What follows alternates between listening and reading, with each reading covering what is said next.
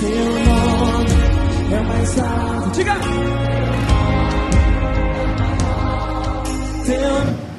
Do temor à fé, se alegrando no Senhor em tempos turbulentos. É o tema da mensagem à luz do livro do profeta Abacuque, capítulo de número 3, do verso 16 ao verso 19. Diz assim a palavra do Senhor: ouvi isso, e o meu íntimo se comoveu. Os meus lábios tremeram ao ouvir a sua voz. A podridão entrou nos meus ossos, e os meus joelhos vacilaram. Pois em silêncio devo esperar o dia da angústia que virá contra o povo que nos ataca. Ainda que a figueira não floresça, nem haja fruto na videira, ainda que a colheita da oliveira decepcione, e os campos não produzam mantimentos, ainda que as ovelhas desapareçam no aprisco, e nos currais não haja mais gado, mesmo assim eu me alegro no Senhor, e exulto no Deus da minha salvação. O Senhor é a minha fortaleza, Ele dá aos meus pés a ligeireza das corças, e me faz andar nas minhas alturas. Ao mestre do canto para instrumento de cordas. Assim finaliza esse canto, belíssimo canto de Abacuque. Pois bem, eu tenho dito aos irmãos que o mundo é um verdadeiro mar de lágrimas. Nesse exato momento, onde nós estamos aqui agora reunidos adorando ao Senhor, há pessoas chorando e sofrendo por duros golpes que a vida pode aplicar. Então, o sofrimento e a dor, eles estão presentes em nossas vidas.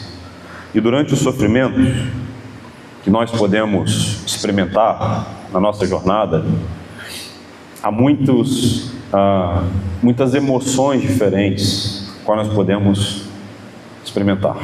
Cada pessoa reage de diferentes formas diante da dor. Alguns, por exemplo, preferem a solidão. Outros tentam preencher o buraco, o abismo da dor com barulhos, com inquietações. Outros recorrem, por exemplo, a medicamentos, que muitas vezes, inclusive, são necessários. O fato é que a dor e o sofrimento, eles podem causar em nós diferentes reações quando nós estamos o enfrentando. E nesse interim de resolver o nosso problema e cicatrizar as feridas, que muitas vezes são feridas da alma, nós buscamos resolver esses problemas nas coisas que nos afastam do Senhor. O fato é que a dor e o sofrimento, eles podem causar em nós diferentes reações quando nós estamos o enfrentando. Alguns podem inclusive viver uma verdadeira crise de fé. E nesse interim de cicatrizar as feridas e aliviar os nossos fardos, nós buscamos caminhos e coisas que nos afastam da solução. Boa parte de nós tenta buscar resolver os problemas da alma, com o que nós podemos chamar aqui de remédios paliativos no tratamento. Apenas resolve por um momento, por um período curto de tempo, mas a dor permanece presente. O fato é que, como C.S. Lewis dizia, o sofrimento é o megafone de Deus no mundo ensurdecido. Na alegria, Deus sussurra aos nossos ouvidos. Mas quando nós estamos passando por dores, por sofrimentos, a impressão que dá é que Deus grita, nós ouvimos melhor. O livro de Abacuque, ele nos oferece aqui um poderoso remédio eficaz quando a crise de fé bater a porta da sua casa e drenar as suas energias. E a melhor diretriz está expressa aqui: Deus nos conhece, Ele sabe quem você é, Ele conhece os seus sonhos, conhece os seus anseios, as suas preocupações. E diferente de muitas pessoas, Ele sabe o que tira o seu sono. E por conhecer as nossas fraquezas, Ele nos dá a Escritura para nós sermos lembrados dessas preciosas verdades. E está aqui diante de nós mais uma revelação dele. Ouça, a Bíblia é um livro atual. ela não esconde as limitações e fraquezas dos servos de Deus. É impressionante como a Bíblia faz isso. Abraão, por exemplo, experimentou tempos de fraquezas. Davi, o rei, também admitiu em algumas das suas experiências que a carne parecia murchar, morrer. E apesar da sua fé, Jeremias, grande profeta também, contemporâneo do profeta Abacuque, ele foi incumbido de comunicar a sua profecia, a profecia ali sombria diante do povo de Israel. E nesse momento de comunicar a profecia, ele admitiu inclusive que ele parecia fraco diante das provações. Todos esses homens gigantes experimentaram preocupações, temor físico e até mesmo uma crise de fé.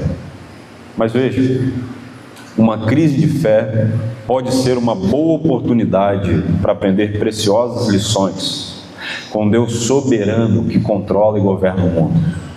E a última parte do livro do profeta Abacuque, especialmente nesses últimos versos que nós estamos lendo, que hoje é conhecida pelo mundo afora, há muitas preciosas lições que nós podemos conhecer. Se eu perguntasse a você, você certamente, ao ouvir essa frase, lembraria da música do Fernandinho, né? Ainda que a figueira não floresça, que não haja fruto na videira, eu me alegrarei. Não haja mantimento nos campos, eu me alegrarei no Senhor. Ou talvez você se lembraria desse texto como se fosse uma poesia. Muitas pessoas, apesar de não saberem onde está registrado esse verso, conhecem esse verso de cor. Não sabem nem que livro está registrado, mas conhecem, de tão famoso que é. Crentes e não crentes, músicos, poetas, artistas dos mais variados já registraram de forma poética essas falas do profeta Abacuque. Porque as palavras registradas pelo profeta, elas expressam ali uma verdadeira confiança que todos nós gostaríamos de experimentar na nossa vida, durante as dificuldades. A confiança de que até durante as dificuldades, até durante as tribulações, nós louvaremos ao Senhor. Porque se na alegria você pode dar um bom testemunho, e esse testemunho pode ser uma bênção, na tristeza ele pode semear paz e encorajar muitas pessoas na jornada. E é curioso notar que o profeta que começa o seu livro com uma pergunta, está registrado lá: até quando, Senhor? É a frase que começa o livro do profeta Abacuque, termina com um cântico de louvor e adoração a Deus. Abacuque saiu de uma reclamação incompreendida para um espírito de total submissão a Deus. É curioso, o que haveria mudado ali para essa mudança tão drástica na convicção do profeta? É curioso. No capítulo 1, até quando, Senhor? No capítulo 3, há um cântico de louvor e adoração a Deus. A dobradiça teológica está no capítulo 2. Deus revela o seu grandioso plano ao profeta Abacuque. Nesse grandioso plano, não foi apenas uma coisa que aconteceu com Abacuque, mas duas.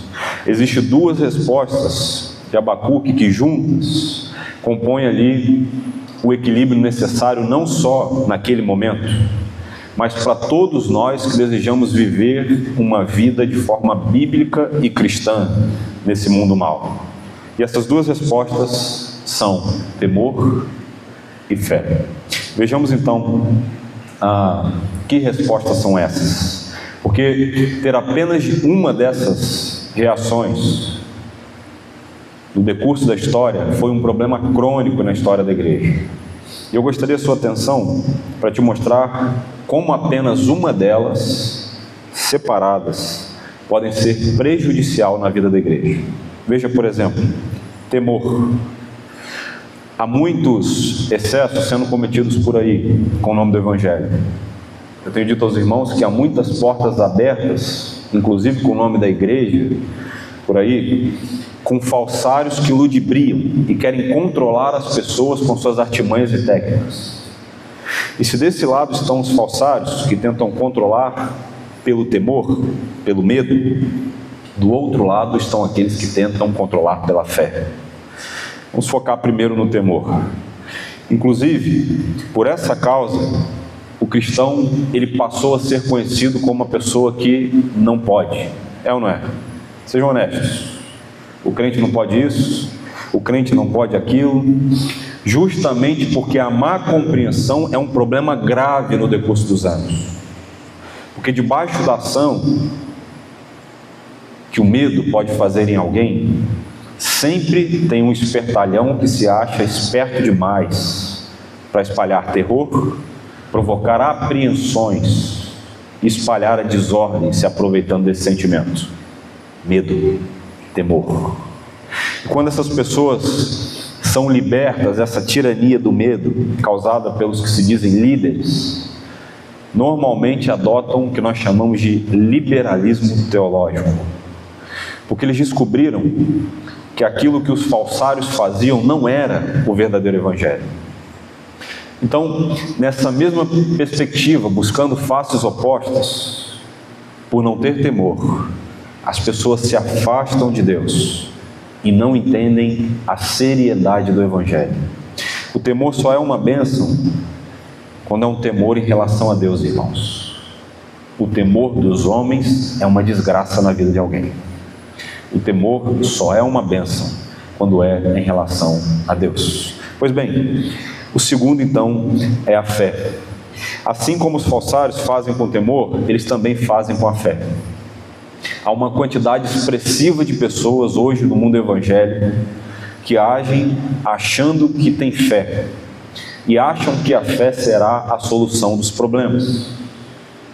Então eles usam jargões e usam também o que nós podemos chamar de versículos fora do contexto, que na perspectiva correta eles até podem ser usados, mas sendo citados por esses que não conhecem o evangelho, podem trazer mais dano do que solução. Agora veja, esses falsários e essas pessoas que ludibriadas usam a fé achando que tem fé, usam a Bíblia para justificar o próprio erro. Eu vou dar um exemplo para vocês. Toda sorte de bênçãos me seguirá, diz aquele rapaz que se acha cristão, que todo mês joga na loteria. Posso todas as coisas naquele que me fortalece, diz aquele que quer comprar um carro financiado em 8 anos. O Senhor é meu pastor e nada me faltará, diz o rapaz que falta o trabalho sem justificativa e dá atestado uma vez por mês. Não toque no ungido do Senhor, diz aquele líder que está manipulando as pessoas há anos. Deus conhece o meu coração, diz o crente rebelde, que está banhado no lamaçal de pecados e rejeita a exortação.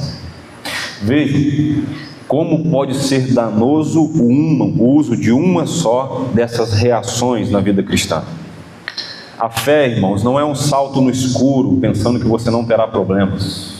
Não é uma série de justificativas que você precisa dar para cometer coisas erradas. A fé não é pensar positivamente em algo achando que aquilo vai acontecer. Isso é superstição. Mas ela é o firme fundamento baseado no Evangelho, na Palavra de Deus. Ter bons pensamentos não é ter fé, é apenas pensamento positivo. Ter pensamento positivo não é ter fé, é crendice. E se de um lado estão alguns que só têm temor e assim acabam por duvidar dos planos graciosos de Deus, porque aquele medo da punição constante toma conta do seu coração e o afasta do Senhor. Do outro lado, há aqueles que dizem expressar a sua fé, mas sem contudo, nem ao menos conhecem o conteúdo da fé. Isso na verdade é uma maquinação da mente acerca de Deus. E a nossa mente, ela tem uma capacidade pecaminosa de fabricar um Deus que nem sequer existe. Porque se Deus fosse o Deus que boa parte dos homens criou em sua mente, Ele não seria Deus, mas uma maquinação ou uma projeção fantasiosa do que você realmente adora.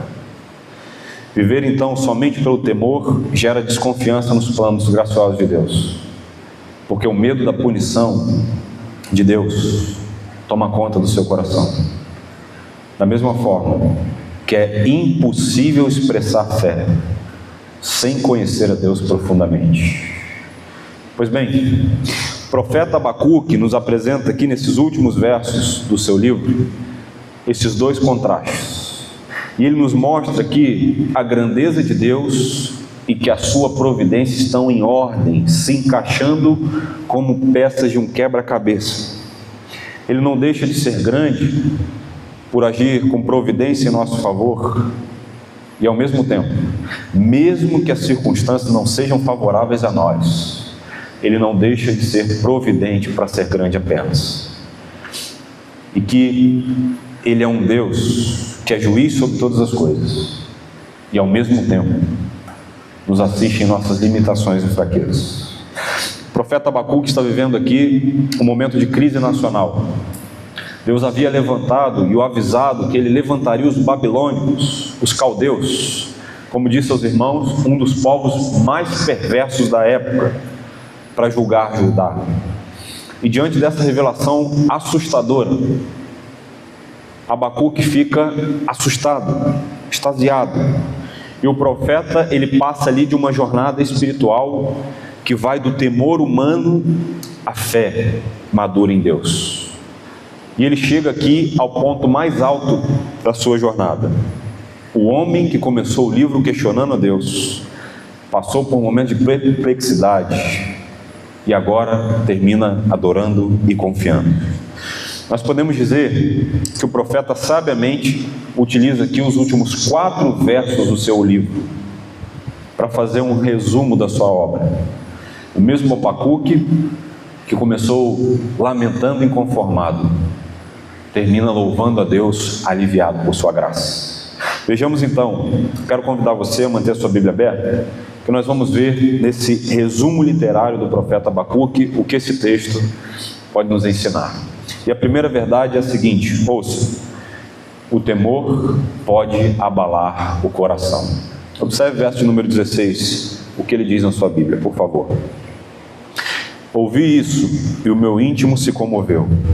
Os meus lábios tremeram ao ouvir a sua voz. A podridão entrou nos meus ossos e os meus joelhos vacilaram, pois em silêncio devo esperar o dia da angústia que virá contra o povo que nos ataca. Vejam, irmãos, Abacuque não está aqui falseando a realidade. Ele não está fechando os olhos para a difícil decisão sobre aquilo que Deus está fazendo contra os israelitas. Porque há muitas coisas diante da que acontecem na nossa vida que nós não entendemos os caminhos do Senhor. Então, ele não fecha os olhos pela realidade presente que está à sua frente. E assim como Abacuque, nós também precisamos ser honestos.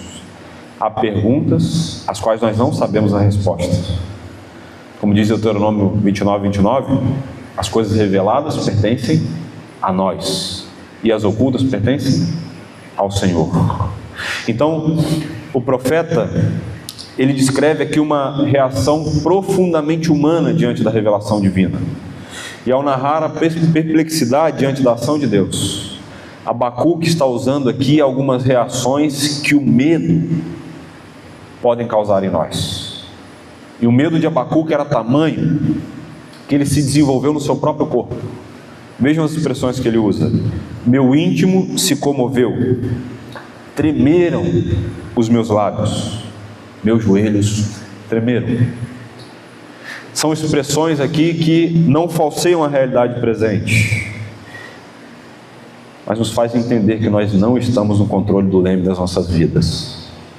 Deus havia avisado a Abacuque e a outros profetas por várias vezes. Ele avisou por meio de pessoas capacitadas, avisou por meio da pregação do Evangelho, mas o que eles fizeram? Taparam os ouvidos e não deram ouvidos a Deus. Então agora, ele avisa que Israel seria alvo do seu juízo. E Abacuque então se vê em apuros. Portanto, ele está expressando aqui o sentimento de um coração abalado pelas adversidades presentes que fugiram ao seu alcance. Agora vejam como a Bíblia é um livro fantástico. Como eu disse aos irmãos, a Bíblia não esconde as fraquezas e limitações dos seus servos. Então os exemplos bíblicos, eles são uma poderosa ferramenta, um poderoso instrumento para nos lembrar de quem Deus é e quem nós somos. Esse exemplo aqui está nas Escrituras, para nos mostrar que homens gigantes da história tiveram medo, se sentiram impotentes diante das situações difíceis. E assim como eles, nós também somos atingidos por essas limitações. Muitas vezes, o medo diante das adversidades da vida, ele é tão profundo que ele tende a nos paralisar. O medo do presente, o medo das pessoas, o medo de estar errado diante de uma decisão que você tomou, o medo de tentar, o medo de passar pela mesma coisa novamente, caindo sempre na mesma coisa, o medo de perder alguém querido, o medo de não dar certo, o medo de sair de casa. O medo é uma realidade presente que pode abalar o seu coração e inclusive trazer sintomas físicos no seu corpo. Há muitas pessoas que lutam por conta de sintomas físicos por causa de um medo presente.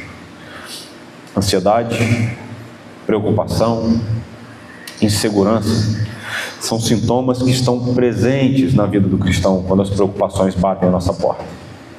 Isso aponta para nós, irmãos, e nos mostra que a fé não elimina o medo imediato da nossa vida. Cristãos genuínos podem ter medo, porque até mesmo homens de Deus podem sentir o peso das circunstâncias na vida. Nós fomos criados para outro propósito, mas com a entrada do pecado no mundo, infelizmente nós experimentamos esse tipo de sentimentos que podem abalar o nosso coração. No entanto, o profeta vai descrever aqui sintomas físicos que o medo pode causar em nós. O medo pode causar em nós: lábios tremendo, ossos enfraquecidos e pernas vacilando. São sintomas causados por um adversário cruel que por vezes pode nos abater. Agora vejam como a Bíblia é uma bênção para nós. As Escrituras não apresentam o seu gigante sem emoções. Davi teve medo ao ser perseguido por Saul e Absalão. Elias e Jeremias também enfrentaram um momento de profundo temor. O que fazer então nesses momentos quando o medo e a preocupação baterem na sua porta? O que fazer diante da dificuldade de tomar uma decisão onde as suas pernas estiverem vacilando e as inquietações tomarem o seu coração? Ouça, diferente de muitos de nós, o medo não fez Abacuque fugir de Deus. Ele não foge de Deus, mas ele se volta ao Senhor. João Calvino, comentando esse texto, ele diz assim: o profeta não nega o medo que sente, mas ele aprende a submeter as suas emoções à confiança na providência de Deus. A fé cristã não é um imunizante aos problemas, irmãos. Ela não ignora a realidade da dor, mas ela se apoia e confia no caráter de Deus. E há aqui uma aplicação para nós. Ouça. O medo faz parte das emoções humanas. Portanto, leve até Deus o que aflige a sua alma. A fé não significa ausência de medo. E há muitas portas abertas dizendo que Deus não disse. E eu quero te dizer uma coisa que talvez por tantos anos tenha afligido a sua alma. Ouça, você pode sentir medo. Eu vou repetir. Você pode sentir medo e você não deixará de ser cristão por isso. Abraão, Davi, Jeremias, Josué. O que nós lemos há pouco aqui? Ser forte e corajoso. Um homem que sentiu medo. João Batista, Elias, o apóstolo Paulo, Abacuque. Todos esses gigantes experimentaram esse terrível sentimento. Um adversário cruel que é o medo.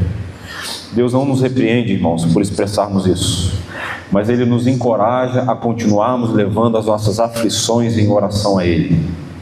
E esses exemplos nos dão a certeza de que o Senhor nos entende, que Ele conhece as nossas fraquezas, e Ele quer que nós nos acheguemos a Ele em oração, porque na sua misericórdia, Ele nos oferece graça. Abacuque levou o seu temor ao Senhor, e nós precisamos levar até o Senhor o que nos aflige em oração, e experimentar dele o verdadeiro descanso para a alma. Boa parte dos nossos problemas é o resultado do nosso débil relacionamento com Deus. Nós falamos a nossa vida às pessoas, mas não falamos a Deus. Contamos o nosso problema para as pessoas, mas não experimentamos contar e descansar o nosso coração no Senhor. O hino 155 do cantor cristão nos encoraja a levar os nossos problemas a Cristo. Em Jesus, amigo, temos mais chegados que um irmão. Ele manda que levemos tudo a Deus em oração. Ó que paz perdemos sempre, ó que dor no coração, só porque nós não levamos tudo a Deus em oração. Veja a segunda estrofe. Temos lidas e pesares e na vida tentação. Não ficamos sem conforto, indo a Cristo em oração. Agora, veja uma pergunta proposital. Haverá um outro amigo de tão grande compaixão? Os contritos, Jesus Cristo sempre atende em oração. Então, boa parte dos nossos problemas podem ser resolvidos dentro de nós no relacionamento com Deus. Quando nós levamos em oração ao Senhor, os nossos problemas são resolvidos. Nós devemos levar o que nos aflige em oração ao Senhor, e não para o desespero.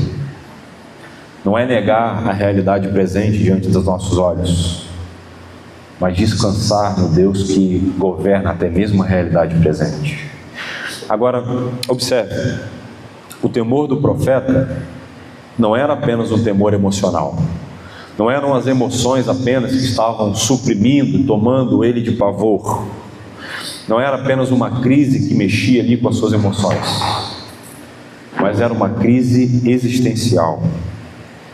Ele sabia que a invasão dos caldeus significava mexer em toda a estrutura social e econômica de Judá.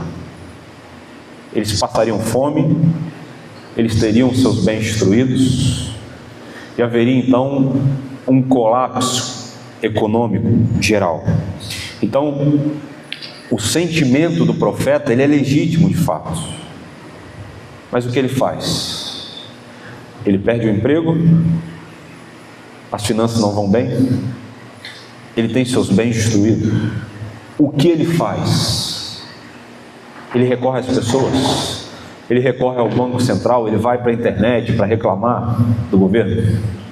O que ele faz, irmãos? Ele leva tudo isso em oração ao Senhor. Pergunte-se: quando as crises financeiras chegam e as perdas batem à sua porta, para onde o seu coração corre primeiro? Para os seus amigos ou para o Senhor? O primeiro passo de uma fé madura e resoluta não é negar o medo, mas levar o medo diante de Deus em oração. Que o Senhor nos ajude a enfrentar o medo e as nossas dificuldades, como esses gigantes fizeram, especialmente o profeta Abacuque. Mas há uma segunda verdade que esse texto também expressa, ainda no verso 16, que eu acredito que pode abençoar a nossa vida. O temor levou à fé, que aprendeu a esperar com paciência. Vejam o que diz a parte B do verso 16. pois em silêncio devo esperar o dia da angústia que virá contra o povo que nos ataca. Vejam, aqui ocorre o que nós podemos chamar de uma mudança de postura do profeta. Ele reconhece e sabe que todos os problemas estão ali presentes, estão diante dos seus olhos. Mas o que ele faz no capítulo 2? Ele se põe na torre de vigia. Ele sabia que o julgamento viria. Ele sabia que os dias difíceis chegariam, que o sofrimento era inevitável. Mas ele decide esperar no Senhor. Warren Wiersbe diz assim: a fé não ignora os problemas, mas ela olha além deles, para a soberania de Deus. Isso revela, irmãos, que a nossa fé ela não deve depender das circunstâncias, não deve depender do problema, mas assim como Abacuque, nós devemos descansar no governo de Deus sobre as circunstâncias da vida. Aqui uma outra aplicação para nós. Ouça, o cristão vive de promessas, a fé madura aprende a descansar. Tinha um amigo na época de seminário que muitas vezes ele dizia assim: como é difícil esperar no Senhor. Eu falei: esperar é fácil. Às vezes nós esperamos mesmo sem querer, é ou não é? Um emprego que não chega, algo que bate a porta, uma situação difícil. O difícil é esperar com paciência no Senhor. Esperei com paciência no Senhor, Ele se inclinou e ouviu o meu clamor. Uma fé robusta, uma fé madura, ela aprende a esperar no agir de Deus, mesmo quando nós não entendemos tudo o que está acontecendo. O profeta não conhecia o problema e a devastação diante dos seus olhos, mas ele conhecia o Senhor, e isso bastava para ele descansar na providência de Deus. E há aqui 3 lições que nós podemos aprender com a atitude de Abacuque. Ouça, e eu falo isso com amor a você. Você precisa aprender essas 3 lições, e isso vai resolver os problemas da sua vida em relação às dificuldades. Primeiro, Deus está no controle. O sofrimento não é o fim da história. E terceiro, o tempo de Deus é perfeito. Saber essas 3 coisas diante das adversidades da vida acalma o nosso coração. Deus não é alguém que erra, irmãos. Ele não pede conselhos como nós pedimos. Ele não está assim como muitos de nós tentando organizar a nossa vida, pensando no próximo passo a ser dado, para saber se vai dar certo ou não. Ele sabe o fim desde o começo. Ele conhece o ontem, o hoje e o eternamente. Portanto, quando o seu coração estiver angustiado, quando as preocupações tomarem a sua mente, o seu coração, lembre-se dessas 3 verdades e descanse no Senhor. Deus está no controle, o sofrimento não é o fim da história e o tempo de Deus é perfeito. Mary Ann Becker foi uma mulher gigante, e ela enfrentou muitas dificuldades na sua vida, passou por muitas lutas, muitas tribulações, e ela e as suas irmãs foram deixadas no orfanato em Chicago. Seus pais haviam falecido por conta de uma doença pouco documentada à época, que era a tuberculose. E quando seu irmão mais novo, o xodó delas, contraiu a doença, essas 2 moças juntaram todo o recurso que elas tinham e enviaram para tentar salvar a vida do seu irmão na Flórida. Mas mesmo com todos os esforços, mesmo com todas as coisas que elas fizeram, todos os movimentos, esse menino, uma criança ainda, não suportou e morreu. E então, com o coração apertado no meio do sofrimento, passando por essas tribulações, ela questionou a Deus durante a sua dor. E ela teve uma crise que foi uma profunda experiência sem tamanho com Deus, que inclusive mudou a vida dela. E ela registrou no seu diário as seguintes palavras. Eu vou ler para os irmãos, diário do século XVIII de Mary Ann Becker. Ouça: embora o nosso pranto não seja como aqueles que não têm esperança, embora eu tivesse acreditado em Cristo desde a minha infância e sempre tivesse o desejo de dar ao Mestre uma vida consagrada e obediente, Eu tornei-me uma rebelde contra a providência divina e fui consumida pela amargura e pela ansiedade. Por quê, meu Deus? Eu disse em meu coração que Deus não se importava comigo. Perdi os meus pais e agora o meu irmão, e não teria oportunidade nem de estar presente em seu sepultamento.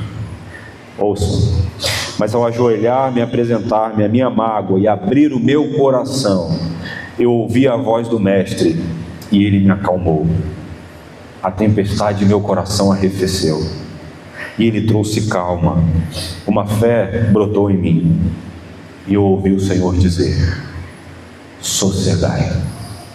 E foi suficiente para eu experimentar paz em meu coração. E por conta desses sofrimentos, essa mulher registrou um dos hinos mais bonitos do cantor cristão: sossegai. Mestre, o mar se revolta e as ondas me dão pavor. Sossegai, sossegai. Portanto, seja qual for a sua inquietação, seja qual for o seu problema, o remédio mais eficaz para você descansar diante dos problemas da vida é conhecer e saber, experimentar essas três verdades e descansar em Deus. Muitas vezes nós queremos explicações demais do que está acontecendo conosco, mas o que nós devemos fazer é descansar e esperar no Senhor. Que o Senhor nos ajude a fazer assim como o profeta Abacuque. Terceira verdade, ouça, esse texto pode nos ensinar uma terceira lição que pode ser um precioso instrumento na nossa vida: a fé que independe das circunstâncias. Acompanhe na sua Bíblia o versos 17 e 18, por favor.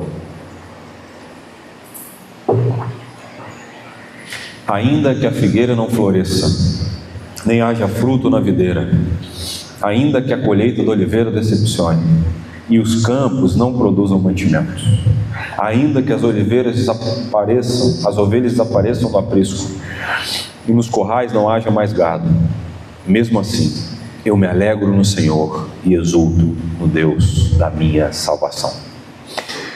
Vejam, o profeta está fazendo uso aqui de uma profunda verdade.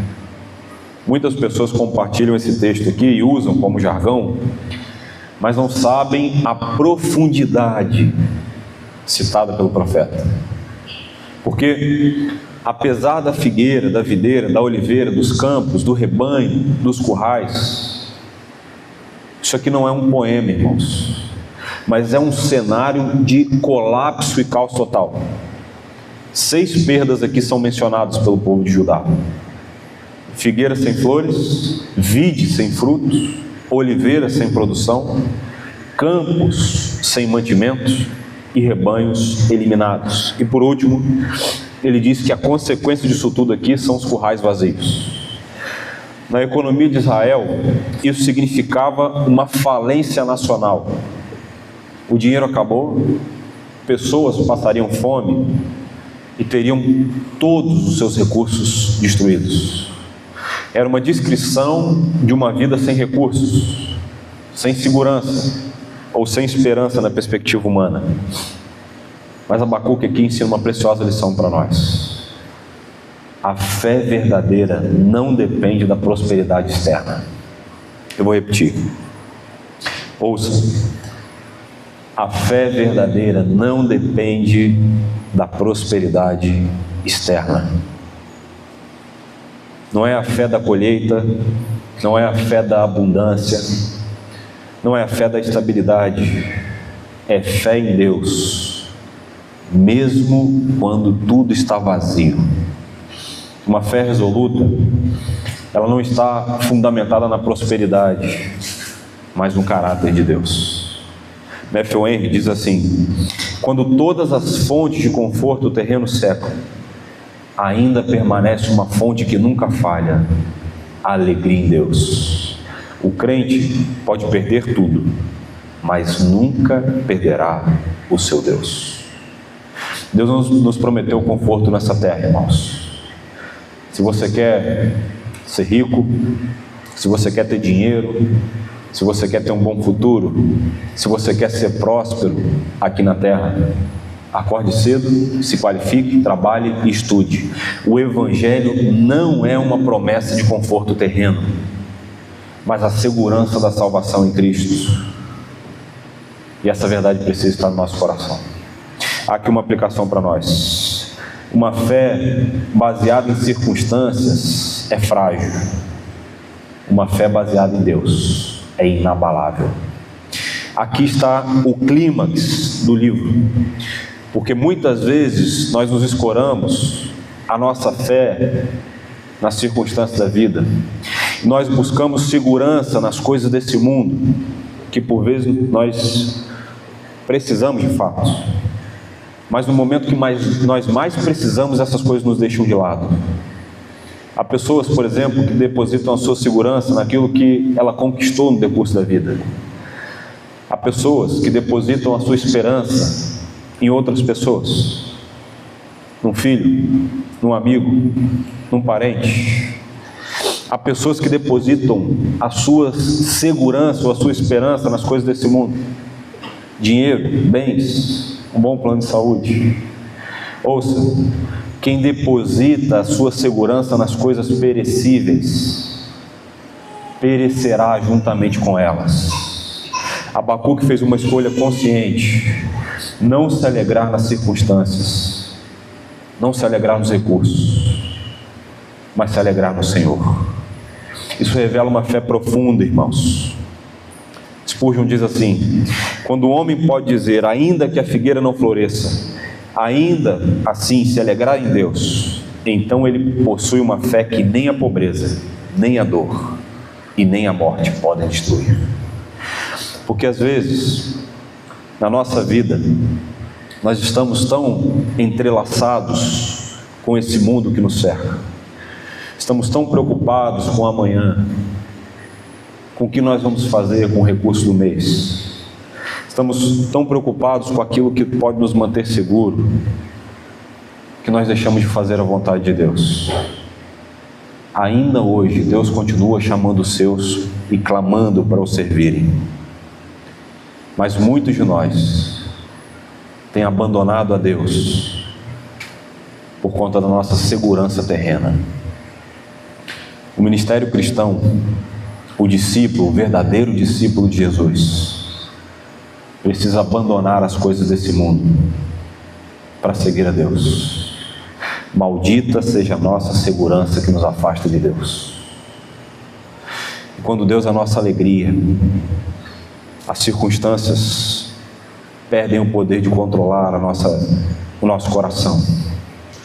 Quando Deus é a nossa alegria, as circunstâncias elas perdem o poder de destruir os nossos sonhos, porque nós não depositamos Ele em madeira ou coisas terrenas, mas depositamos no Senhor que é eterno. E por último, Abacuque nos mostra uma última verdade desse texto que está expressa no verso 19: a fé que nos faz caminhar acima da crise. O Senhor Deus é a minha fortaleza, Ele dá aos meus pés a ligeireza das corças e me faz andar nas minhas alturas.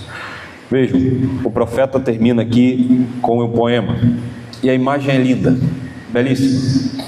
Um homem, se você hoje dissesse a alguém, um amigo seu, que você iria escalar uma montanha, o que um homem precisa para escalar uma montanha?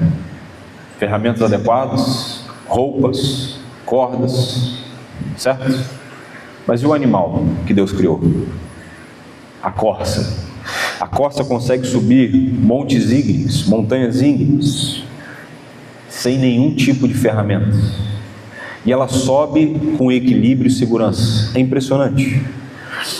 A profundidade que Abacuque está expressando aqui nessa situação é impressionante, irmãos.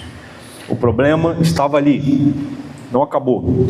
Israel seria invadida, os caldeus derrubariam todas as casas, levariam eles cativos, e esse cativeiro duraria mais de 70 anos, como disse o profeta Jeremias. O que Abacuque está falando então? Há uma grande profundidade aqui. Israel seria disciplinado por Deus, e a situação seria difícil, mas ele confiava no Senhor. Abacuque está dizendo que Deus não removeu a montanha, mas Ele deu músculos e força a ele para subi-la. E é assim que Ele faz conosco. Nem sempre Deus remove o problema das nossas vidas, nem sempre Ele muda a situação presente, mas como Deus gracioso, Ele sempre muda quem enfrenta a situação. E Abacuque saiu do temor diante da realidade, teve esperança na soberania de Deus e confiou no Senhor, mesmo diante das circunstâncias. E por fim, ele se deleitou numa plena alegria no Senhor. Abacuque começa tremendo e termina cantando. A tremedeira deu espaço à cantoria. Por quê? Porque ele ama ao Senhor e decidiu confiar nele. Warren Wiersbe, concluir, disse assim: a fé que não pode cantar na noite não é uma fé suficientemente forte para enfrentar o dia. A fé que não pode cantar na noite não é uma fé suficientemente forte para enfrentar o dia. Caminhando para a conclusão, quero concluir com a história de um homem. A história do Novo México é fantástica. Em 1519, um homem chamado Hernán Cortés chegou à costa atual do México com cerca de 500, 600 soldados, aproximadamente. Alguns cavalos e poucos canhões. E ele desembarcou nos seus barcos, próximo à região onde fica hoje a Vera Cruz. O problema era gigante. O Império Azteca tinha milhões de habitantes. O imperador era o poderoso Moctezuma II. E então, muitos dos homens de Cortés estavam com medo, desesperados. Alguns deles, inclusive, soltaram as pérolas. Eu queria voltar para casa. E então, ele percebeu que os seus soldados ali poderiam desistir e retornar. Cortés, então, tomou uma decisão extrema, irmãos. Ele mandou inutilizar os navios. E o relato é impressionante. Cerca de 600 pessoas estavam ali. E ele disse assim: se tem tanta certeza, queime todos os barcos. Vou repetir. Se tem tanta certeza, queime todos os barcos. Todos os barcos foram queimados e esses homens não tiveram mais o direito do caminho de volta. E a mensagem era clara: só existe uma direção agora: avançar. Sem barcos, os soldados agora tinham apenas duas opções: lutar e vencer, ou morrer no campo de batalha. A decisão então desse homem, desse líder, uniu o grupo. E o que aconteceu? Eles venceram a batalha. A história de um homem mudou o rumo da história, porque ele decidiu confiar que havia uma missão maior a ser enfrentada. Hernán Cortés, essa decisão costuma ser lembrada como uma decisão de queimar os barcos, eliminando qualquer possibilidade de retorno dos seus homens para que eles avançassem. Assim como esse homem, como o profeta Abacuque, todos nós somos chamados a essa mensagem quando o Mestre nos dá uma ordem. Se tens tanta certeza, queima também os seus barcos. Nós precisamos eliminar, irmãos, todas as possibilidades das falsas seguranças que estão ao nosso redor e queimar os barcos da nossa vida para seguir em uma só direção: confiar em Deus. Os barcos da autossuficiência precisam ser queimados. Os barcos das falsas seguranças precisam ser queimados. Os barcos da incerteza, das preocupações. E só assim nós vamos avançar para ter a verdadeira oportunidade de voltar para casa. E é justamente nesse lugar de autodependência absoluta, de falta de barcos para nos levar para uma falsa segurança, que o Senhor transforma medo em força, o tremor em esperança e o vale em montanhas altas. Bendita seja a nossa confiança em Jesus Cristo, o Filho de Deus. Que o Senhor nos ajude a nós descansarmos nele e irmos do temor à fé. Amém? Vamos orar. Na sequência vamos cantar um hino de louvor e adoração ao nosso Senhor. Teu nome é mais alto. Diga! Teu nome é sobre todos os nomes.